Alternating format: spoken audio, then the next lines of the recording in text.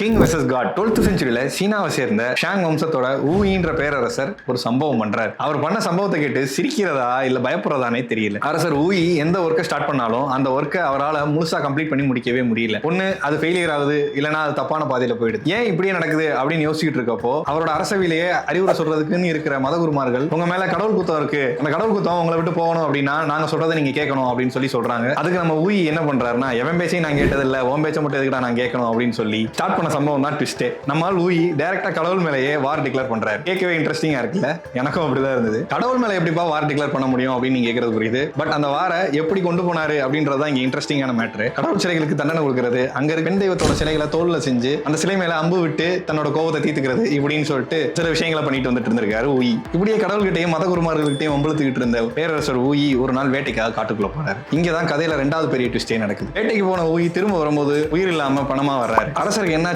ஊர் மக்கள் எல்லாம் கேட்கும்போது அங்கிருந்த மதகுருமார்கள் மின்னல் தாக்கி இறந்ததாகவும், இந்த மின்னல் தாக்குனதுக்கு காரணம் கடவுள் மேல இவர் செஞ்ச போர்கள் தான், அதனால கடவுள்கள்லாம் சேர்ந்து இவங்க மேல போர் தொடுத்து மின்னல் மூலமா தண்டிச்சிட்டாங்க அப்படின்னு சொல்லி ஊர் முழுக்க பரப்புறாங்க. பாருங்க ஃப்ரெண்ட்ஸ், ஒரு அரசனுக்கே இந்த கதினா நம்ம நிலைமையெல்லாம் யோசிச்சு பாருங்க. சொல்றதுக்கு ஒன்றும் இல்லை, பட் ஜோக்ஸ் அப்பார்ட், பேரரசர் ஊயி ஒரு ஏத்திஸ்ட், புரிஞ்சுக்கோங்க. தேங்க்யூ.